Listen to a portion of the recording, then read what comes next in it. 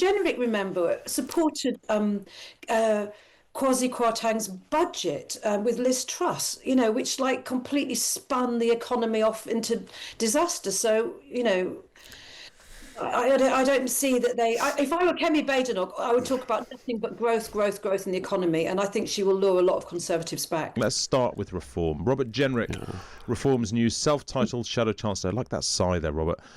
Reform's new self-titled Shadow Chancellor is speaking right now at a press conference designed to boost the party's economic credibility and to criticise the Labour government's record. We can hear a little bit of what he's been saying. What happened to the promised investment boom? It was driven overseas with punitive measures against investors, which in the case of non-doms could see the country actually lose money. Any juice left in businesses has been squeezed out by tens of billions in tax rises, all to pay for an exploding benefits bill.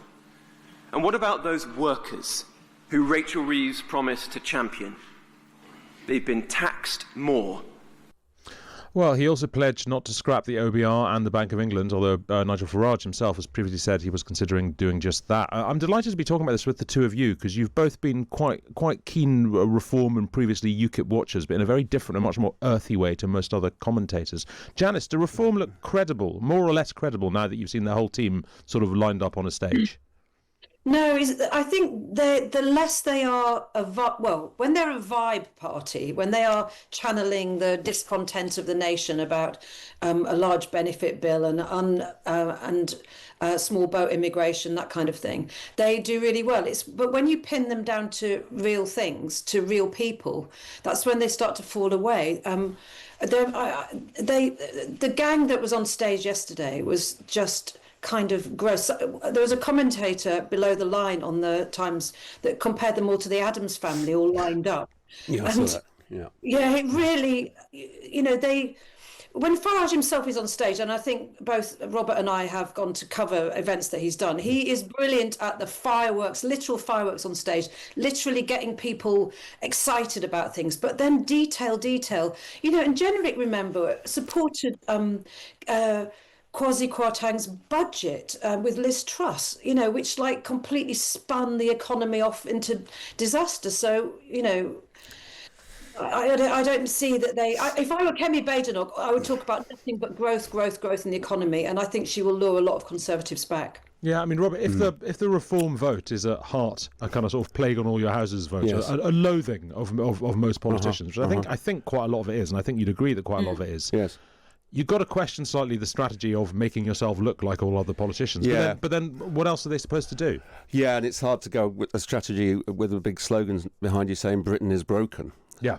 Because that's only going to appeal to so many people, and they might have hit their ceiling on that. I mean, I guess for the sort of whatever it is, 28-30% of people who are angry and planning to support them, this doesn't matter a great deal. Who's claiming to be Shadow Chancellor or whatever?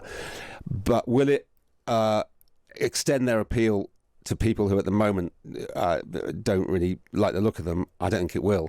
I think it will make those people think, well, if we actually want this kind of stuff, we'll just go back to the Tory party. Well, I mean, what about the sort of semi-mythical Red Wall voter, like the kind of the sort of the Labour to Reform voter? What do they think about looking at lots of people dressed in blue on a blue stage? I don't know. Used to be Conservatives? And they're walking a bit of a tightrope because, I mean, as we said in our report today, or in the leader, at heart these people are Thatcherites, yeah, but they're having to come on with a kind of big state. Slightly big state welfare message because they think that's going to appeal to a lot of their voters in the potential voters in the Red Wall, and they might be right about that. But as you say, I'd be looking at these guys up there and Suella and thinking that we've seen a lot of these people before, and the less they make it the Nigel Farage party, because he's the money, he's the appeal, isn't he, to people, then the more they water it down, I think. Yeah, I mean, Janice, Tom Peck writes in his sketch today that there are basically 20 positions you need to fill in a shadow cabinet. Not that this technically is a shadow cabinet. There are only 8 Reform MPs, and it's pretty damning if you're one of those 8 and you don't even get a place in a thing that there aren't even enough people to fill all the places. Is there something else? Is there a different strategy that Farage and Reform could be following rather than trying to turn themselves into a party that looks like all other parties? Well, I think they should turn down a few of the sort of Tory retreads because, where do you stop really? What if Liz Truss wanted to come over? I wonder if she has. But yes, there's only 8 of them. And, what about foreign policy? This is an area where Farage knows that he courts immense unpopularity in the British electorate. His closeness to Trump, his position formally on Russia and Ukraine are absolutely toxic things. And there's nobody there. Also, what about Danny, what's his face? Kruger. Yeah, he is a. I watched him perform at the assisted dying committee, and I thought he was actually a really persuasive and intelligent man. What's he done wrong? Why hasn't he got up there? Yeah, no, I get that, Robert. Oh well, maybe that is part of his attempt not to look too much like a conventional politician in only having 4 people. The foreign thing, I suspect it is up there. I think he's going to do his own foreign policy, a bit like Churchill, you know, or Trump to some degree. Yeah. So I think that's why he hasn't named a shadow foreign secretary. Maybe Danny Kruger. He's supposed to be the brains of the operation, and he probably is, given what else is on show. So maybe he's thinking he doesn't want to be constrained by one particular brief. He's going to stay in the background and think big thoughts. Is there a danger, Janice, that when we try and understand this through the prism of what they're talking about in terms of economic policy, and we just see Thatcherites and say that doesn't make sense considering who they're supposed to be appealing to, whereas actually the place that Reform UK is going to make the running is on social policy, and you've got people like Suella Braverman talking about things like scrapping the Equalities Act and that kind of stuff. There is a constituency for that kind of thing, isn't there? Yes, I mean, what reform feels like, and I would say the Green Party as well, feels like online politics in the real world. And I think there is a real difficulty when you go from just like getting likes and viral hits to actually pinning down policy, and the abolition of the Equality Act, which Suella Braverman has said that she's going to do, is a classic example of that, because it sounds great online, we're going to get rid of all the terrible DEI policies that annoy everybody in the workplace, and we're going to abolish everything. But this is, as Victoria Derbyshire was saying on Newsnight last night when she got Zia Youssef in front of her, you're stopping disabled people potentially being allowed in the workplace. You are allowing someone to ban someone for being gay, or denying women maternity benefits. This is really important. But and he went through each of the protected characteristics, going, yes, actually, well, we keep that and we keep that, we keep that. So this is online world colliding with real world politics, I think. We were talking about Suella Braverman, who's one of the new Reform front bench equivalent. She's been given the education brief. Do you think, Robert, she might be a bit miffed about that? I mean, 'cause she used to be Home Secretary. She used to be a bigger fish in a bigger pond. I think she's probably okay with that. I think it would have been difficult having been an actual Home Secretary to then be a shadow or a pretend shadow Home Secretary, I think. So she may be miffed because politicians are ambitious and they want the biggest job. But I think she should probably understand the reasons for that. Do you think? I mean, do you think she will, Janice, or is this a sort of downgrade? I mean, I don't know. There was some suggestion online that giving her the education brief, it's like, it's the kind of brief you give to a woman when you're not quite sure what to do with her. Well, frankly, she's such a stupid politician that she should be grateful to have anything, really. Okay. She's such a disaster in the Conservative Party. And frankly, Kemi must be delighted to get rid of her. And she must be, really pleased. It's like someone losing their job really high up and then, being grateful for stacking shelves. I mean, that, she was appalling. So, I don't care I don't care whether she's happy or not, to be honest. So that's a mixed endorsement of Suella Braverman by Janice there. She's so hyperbolic. I mean, this idea that DEI is tearing the country apart, it's just, there are issues with it, but nobody thinks it's tearing the country apart, and that's what she said. But I think she does believe that. Well, she seems, all the things she says, she seems to believe with an incredible and somewhat alarming passion, like when it was her dream to send people to Rwanda. It's a weird dream. Yes, it is, and I think there is psychological reasons for that, which may be best left unexplored. Well, I mean, that's more or less what Kemi Badenoch said, isn't it? Yeah. Sorry, Janice, what was that? I said Dr. Crampton is got her on the couch there. Well, it doesn't. I don't get. needs much analysis, does it? Yeah, it's yeah. People, I mean, there is a rich theme there that people are really annoyed with DEI in the workplace. I mean, all the surveys I've written about it, and I've read surveys on it. It really winds people up that when white working class men are told that they have masses of privilege when they might be road sweepers, or they might be in a terrible job, or they might be underachieving at school. That really winds people up, and it's a rich theme.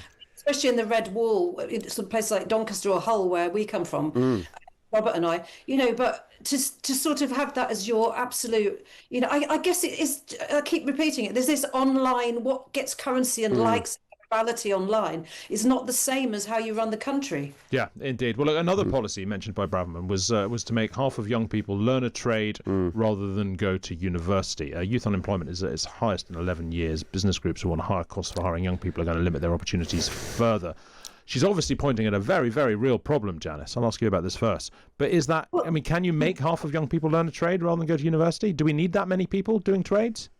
Well, this is also, to be honest, a blue Labour policy, isn't it? If you look at the blue Labour wing of the Labour Party, that is something they've talked about a lot, is getting rid of some of the really poor, low-grade courses in in minor ex-poly universities, doing English literature or something, and funding, not just trades, but, scientific jobs that have actually got a practical use. And, anybody who's tried to get an electrician or a builder or there is a shortage of them. And if we're going to build houses, we need them. And, frankly, AI is going to devastate such a range of jobs, like low-level legal. It already is low-level legal jobs.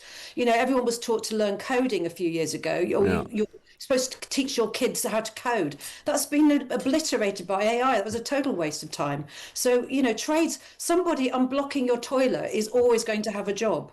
Yeah, but then, I mean, they're always going to have a job, but they're perhaps not going to have the sort of standard of living that they or their parents expect for them. Well, they won't. Well, they will have a good standard of living. No, they won't. Not if 50% of people are doing them, because there won't be too few. There'll be too many, and the price will come down. 50% is a ridiculous target. It's innumerate. Yep. It's just precisely the sort of thing we expect from Suella Braverman. Obviously, it depends what you mean by trade, though, doesn't it? Well, quite. But she's talking about plumbers, electricians, carpenters, roofers, tilers, builders, I guess. And obviously we need more of those. There's a shortage, but we don't need half of young people going into those trades. We need people going in, like one of your previous guests, the former CBI guy, Richard Lambert, yes, said we need people with applied skills. I think we need people learning management. Management in Britain is really poor compared to France and Germany. You get good at one thing, you get promoted to become a manager, and you're not necessarily any good at that. Yeah, like a good classroom teacher is not necessarily a good senior teacher, or dare I say, a talented journalist is not necessarily a good Prime senior. Minister. Yeah, Prime Minister. Yeah. So yes, but in terms of rebalancing from the 50% that Blair wanted to more practical things, then yes, I'm all in favour of that. But the idea that you can say everyone now needs to have an old-fashioned, or 50% of people need to have an old-fashioned trade, is equally as absurd. I don't think 50% of people are skilled enough to do. I couldn't do it. I don't think 50% of people were suitable to go into an academic education. I don't think 50% are suitable to go into be a skilled manual worker. So Mike's been in touch while we're talking. He says, why do we still teach philosophy at university? What job can you get with that? Mike, you can be a Times radio host with a philosophy degree, I'll have you know. I think philosophy is a great degree even now. Not only, as Richard Lambert was saying earlier, can you get a job with an AI company telling them what's ethical and what's not. It teaches you how to think. It teaches you quite a lot of maths. I'm sure you'd be a better coder or engineer after studying philosophy. You'd certainly be a better lawyer, assuming we're still going to need them. There comes a point at the top where maths, physics and philosophy all basically go into one. It's the point where it's the point where I fail to understand it anymore. But it's the point where science runs out and you've got to make it up. That's where you find philosophy. Look, before we leave this, Janice, the government has denied plans to cancel their pledge to increase the minimum wage for young workers, and of course that's come under a lot of criticism because people say it's making it sort of too expensive to hire young people, and that's why it's one of the reasons why there's such soaring young joblessness. Do you think that is something they should look at again? Well, My greatest disappointment of a long list of this Labour government is they had no strategy for young people, and that was evident when we were talking last week about the student loan situation, and it's also evident in this plan to let's get young people into work, and we are failing. I mean, Alan Milburn was talking about how it's a tragedy, and he's a New Labour grandee. It really is, and when you see, we used to pride ourselves in having higher youth employment rates than in Europe, and now Europe has surpassed us. This is absolutely tragic, and it will just waste lives, and people will just seep into the background and never really be able to do anything if they don't have a job. It shows me that how detached Labour is from the real world, because it's obvious to anybody that why should an 18-year-old earn the same as a 24-year-old? So the idea, the rationale for equalising the minimum wage across that range is just wrong. Everybody knows that you don't know as much. You're a more valuable employee at 24, you should be, than you are at 18. Yeah, everybody knows that. So why would you equalise them? It's innumerate. I'm sure I wouldn't say it'd necessarily be the next government U-turn, because there could be others before that. But I would. But they're kind of learning. It feels like it's going to be one, doesn't it? Yeah, I mean, they're sort of learning about. Moving on. Anyway, the Green Party leader Zach Polanski plans to run for a North London constituency, potentially challenging senior Labour figures such as David Lammy or Diane Abbott. The Greens are eyeing up big wins in London, but polls are mixed. Janice, you're a South London person, so you don't count here. Robert, you're North London, effectively, as am I. East London. Well, northeast, really. Well, my postcode's E8. North side of the river. East. Well, yes, the north side of the river. Whatever. Yeah, but that would be like saying Ilford's in North London. Round your way, can you see the Greens doing well? Yes, I can. And my constituency is one of those he's possibly targeting. Hackney South and Hackney South and Shoreditch. Fabulous sitting MP Meg Hillier, with chairman of the Public Accounts Committee, I think. One of those good parliamentarian people that we're supposed to prize. Yep. But she's got a majority of about 15,000 from 2024, but in a strong second place with about with about 9,000-10,000 votes was the Green, right, and Tory and everybody else nowhere. I mean, these are extremely atypical places in terms of British politics. The two Hackney seats and the Walthamstow seat, they were likewise Hornsey, where I am. Yes, they were pretty much the highest Remain vote, touching 80% in the referendum. There was no Conservative or Reform vote to speak of, as there is in outer London. But, it pretty much is a straight contest between Labour and the Greens. There could well be a Green mayor of Hackney soon. And the Greens talking about winning 25 out of 75 London seats or something like that. Well, I mean that seems to me a bit ambitious, but they could win a lot. The seats like the ones I live in, and maybe where Janice lives too, and you. They could have a chance. Janice, I mean, are the Greens tilting at the right people? Because I understand the thinking here, which is that they can keep all their old vote of kind of, sort of sandal-wearing lentil eaters, and also bring in this whole kind of sort of Labour Corbynite tendency that voted Labour under Jeremy Corbyn and is now hopelessly disillusioned with it. Is that the people who are there, do you think? Because I think quite a lot of the time it is, but perhaps not always. Well, nobody's talked about another seat, which is Holborn and St Pancras, which is Keir Starmer's seat, where a left-wing independent came second with 9,000 votes, and the Greens came third. I mean, it would be a completely ballsy move by Zach Polanski, the boob whisperer, to go for the Prime Minister. I don't know how he'd do, but I mean, it's kind of like, it's going to decapitate the Labour Party. That would be quite interesting. Yeah, I mean, I'm interested. He's one of the seats that they're talking about him running against Diane Abbott, and you'd have thought that the constituency he's going for are rather fond of Diane Abbott. Yeah, that's Hackney North. Stand down, isn't she? Though she's not been all that well. No, it's possible. Yeah. I mean, I don't think he'll take on her, and I don't think he'll take on Lammy in Tottenham either. I think he'll probably go for Stella Creasy in Walthamstow. Yeah, well, that is down almost Janice's way, isn't it? Look, there's new polling from YouGov released this morning that says 57 to 58% of Lib Dem and Green voters would tactically vote for Labour to stop Reform UK winning in their seat. So, I guess if people think there's any danger, any chance of Reform UK winning in London, then that can make Polanski's life a lot harder. But there isn't. Well, it depends where. There is London. Of course, in outer London, but the seats where he's discussing, it's very much a split. I mean, it's Labour versus Greens in some of these, not all these inner London seats, but some of them. But as soon as you get to outer London, it's a different story. You got to remember that this is a city that elected Boris Johnson. That's out of London and in London in very different ways.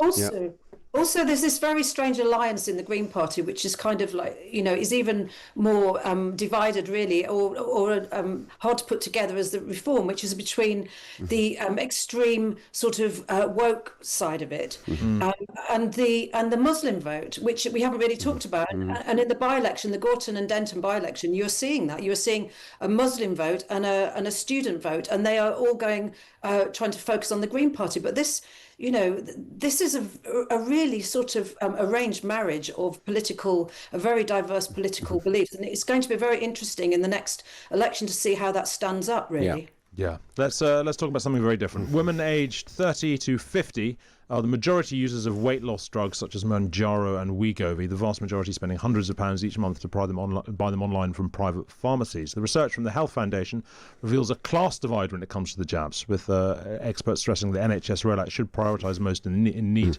Basically, middle-class people are much more likely to use these drugs than poorer people, even though when it comes to sheer levels of obesity, it's often the poorer people who need them far, far more. But they can't afford them. Well, I suppose this just isn't surprising, right? This is people who can afford something getting it and people who can't not. Yeah. What do you think, Janice? I think that if you consider that wealthy, middle-class, middle-aged women spending a fortune on tweakments, as they call it, like having their cheeks filled and their lips filled and Botox and so on, of course they're going to buy these drugs. And, we even ran a feature ourselves in the Times about microdosing of things like Ozempic and Mounjaro, where you have tiny amounts before your holiday, so you just kind of lose a little bit of weight. I think these have entered the sort of, the sort of portfolio of things that women of a certain age consider. But do you not think, I don't know, I was sort of reading this, the way this was reported everywhere, less so in the Times, obviously, because we get everything right, but just that it's reported with a slight kind of sort of sneering thing of like, well, these are being taken by women who don't really need them, as if they were depriving people who need them more. Whereas it's kind of good for anyone who's overweight to lose weight, isn't it, Janice? Well, I have friends who've lost enormous amounts of weight, like 4 stone or something like that, and it's transformed their lives, and they have changed their lifestyle because of it. Instead of, not feeling they want to go to a gym because they're ashamed of their body, they are now going to gyms. They're doing yoga. And I don't think these people will ever be the same size again. They will transform their lives.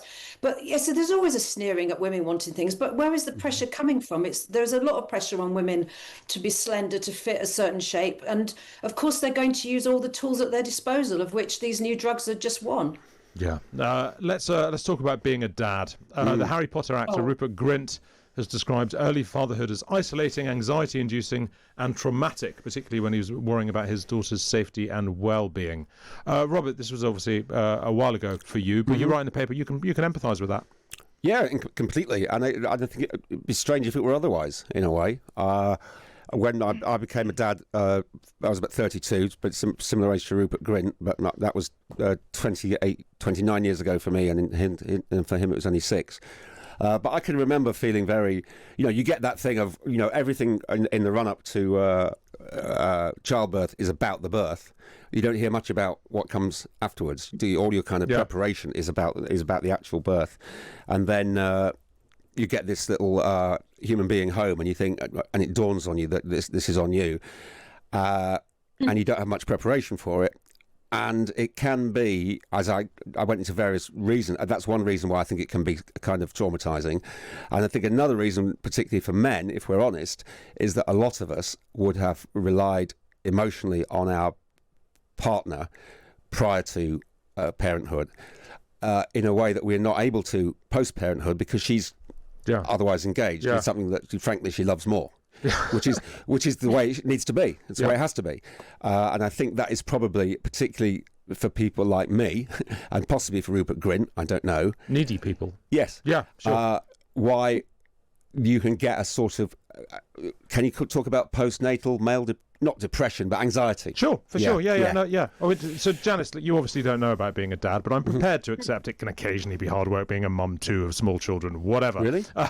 But what do you? I mean, what always strikes me when people talk and write about parenting is particularly those early stages of parenting. I was very much aware while I was in them that I had never done anything in my life before that was either so such hard work, caused such anxiety, caused such a sense of achievement as well, and yet which was quite so boring to talk about and nobody wanted to listen. Do you know what I mean? Well, other parents would listen to you, I suppose. Well, they pretend. Yeah, well, there is that bonding with other parents. I wrote a big piece for the Times a while ago on motherhood and how I was trying to sell motherhood to young women who have been rejecting it in their droves, like now nobody wants to have babies. And yes, I think that sense of responsibility and this dawning that you've got this person for life, and there is this, well, Nora Ephron once said that, the thing about parenting is the worrying never stops. And I would completely concur with that. And also there's a cliche that you're only as happy as your unhappiest child. And all of these things pass through into, middle age. I'm sure there are 85-year-olds who are worried about their 60-year-old children. This is forever. But you know what? This is what being human is about. It's about this connection with another generation and this really deep animal happiness when you are with your children, even when they're grown-ups and they're being really annoying. There is something very profound in it. And that's not to say, of course, I must add that lives without children are not equally valid and wonderful, and I've got lots of friends without children who have amazing lives. But, there is so much joy in it. And I'm so sad that now it's seen as this cherry on the top of a life rather than having a baby, rather than something you have along the way. When you're not sort of, you haven't got everything sorted out. I just think it's a beautiful thing. And I really hope that other people won't be put off. I think it's really sad that people have been put off. And Robert conveys fatherhood beautifully in that. But, and it is hard, but so what? What would you want? A shallow life where you don't ever touch the sides? I mean, sometimes, but I do very much, but I do very much agree with both you and Robert on this. Look, I mentioned job perks at the top of the show. The reason why is because McDonald's is reducing the discount on meals it offers to employees because it's facing rising costs, which has caused uproar among its workers. I'm reminded that Kemi Badenoch a few weeks ago said that when she worked at McDonald's, that if she still worked, that she'd be able to give free burgers to her daughter. No, you wouldn't, Kemi. It seems we all love job perks. Having them taken away, that's particularly cruel. I'm not sure we get enough perks here at the Times to really to be able to isolate one that I'd be very upset. Well, if we used to. Free tea. Yeah, we used to, didn't we?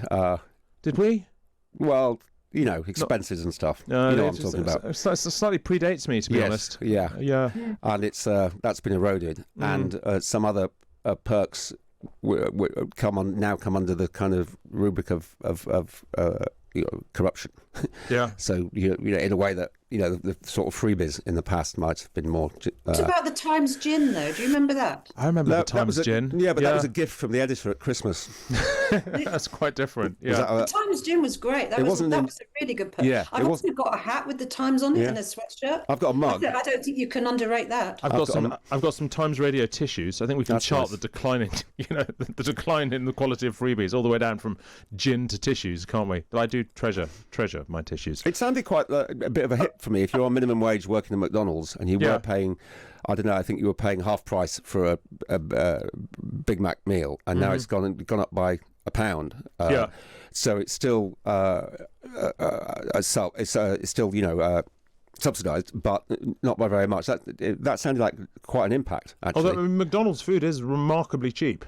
Yes, it is. I'm always startled when I go into McDonald's how cheap it is compared to with rising costs. Yeah, it's like going to Lidl when you think they've made a mistake. Each staff member on the shift gets a free meal. Yeah. But still, this is about other things that they order. So.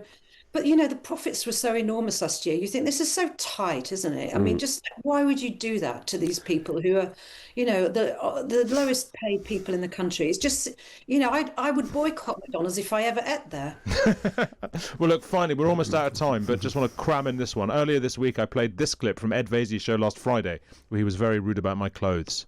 Hugo Rifkind is very badly dressed there. Is he? Yeah, he's a terrible dresser. So he's lowered the bar so much that pretty much all of us can come in wearing whatever we like. Well, I've got the last laugh because it turns out my customary black T-shirt is on trend. Anna Murphy writes today in the Times that she's embracing not boring black, and it's perfect for combining high street and designer pieces for a distinctive non-dull look. So, Janice and Robert, before I let you go, which of you would like to tell me how great I look?